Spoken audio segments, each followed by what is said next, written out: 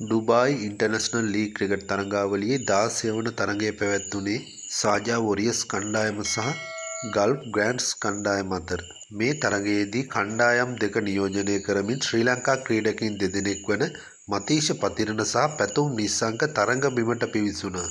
ඒ අනුව මුලින් පන්දුවට පහර දුන් ෂාර්ජා වොරියර්ස් ක්‍රීඩකයින් නියමිත පන්දු වාර 20 අවසානයේදී කඩුළු 6ක් දැවී ලකුණු 174ක් රැස් කර ගැනීමට සමත් වුණා. වොරියර්ස් පිළ වෙනුවෙන් ටින් ඇබෙට් ලකුණු 68ක් රැස් කළ අතර ජිමී ලකුණු 39ක් සහ පිටෝරියස් ලකුණු 28ක් රැස් කර ගැනීමට සමත් වුණා. පන්දු යැවීමේදී ක්‍රිස් වුඩ් කඩුළු 2ක් බිඳහෙලීමට සමත් වූ අතර ඒ අනුව පැතුම් නිස්සංක ප්‍රමුඛ ගල්ෆ් ග්‍රෑන්ඩ්ස් කණ්ඩායමට ජයග්‍රහණය සඳහා හිමි වූ ඉලක්කය ලකුණු 175. එම ඉලක්කය සපුරා ගැනීමට පිටියට පිවිසි ගල්ෆ් ග්‍රෑන්ඩ්ස් ක්‍රීඩකයින්ට නියමිත පන්දු වාර 20 අවසානයේදී ලබාගත හැකි වුණේ කඩුළු 9ක් දැවී ලකුණු 163ක් පමණයි.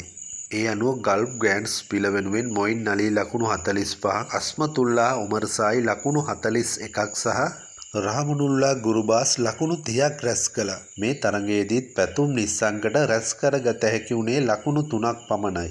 පන්දු යැවීමේදී වශීම් අක්‍රම් කඩුළු 3ක්, පිටෝරියස් කඩුළු 2ක් දවාගත් අතර මතීෂ පතිරණ සිය පන්දු වාර 4 තුල එක් නිලකුණු පන්දු වාරයක් සමගින් ලකුණු 19කට කඩුළු 3ක් බිඳහෙලීමට සමත් වුණා. ඒ අනුව ලකුණු 11ක තියුණු ජයක් හිමි කර ගැනීමට ෂාර්ජා වොරියර්ස් කණ්ඩායම සමත් වුණා. ලකුණු 19කට කඩුළු 3ක් දවාගත් මතීෂ පතිරණට තරගයේ වීරයා සම්මානය හිමි වුණා. ඉන්ටර්නැෂනල් ලීග් ක්‍රිකට් තරඟාවලියේ තවමත් වැඩිම ලකුණුලාභියා වන්නේ පැතුම් නිස්සංක වුවත් මුල් තරඟ තුනේදී හොඳින් ලකුණු අතරට පැමිණියත් පැතුම් නිස්සංක අවසන් තරඟ දෙකේදී අඩු ලකුණු සංඛ්‍යාවකට දැවී ගියා.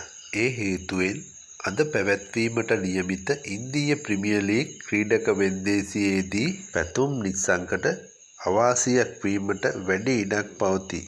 තවද ඊයේ තරගයේදී මතීෂ පතිරණ බෝල 18ට ලකුණු 37ක් ලබා ගැනීමට තිබියදී 18 වන මෝරේ දානවා ලකුණු 5කට. තවද ඒ වෙලාවේ ලකුණු 45ක් ගාලා හිටපු මොයින් අලිගේ තීරණාත්මක කඩුල්ලද දවා ගන්නවා. ඊයේ ඩෙත් ඕවර් වල හොඳින් පන්දු යවන මතීෂ පතිරණ අද පැවැත්වෙන ඉන්දීය ප්‍රීමියර් ලීග් ක්‍රීඩක වෙන්දේසියේදී බොහෝ කණ්ඩායම් ප්‍රමාණයක් මතීෂ පතිරණ ගැන අවධානය යොමු කිරීමට වැඩි ඉඩක් පවතීවි.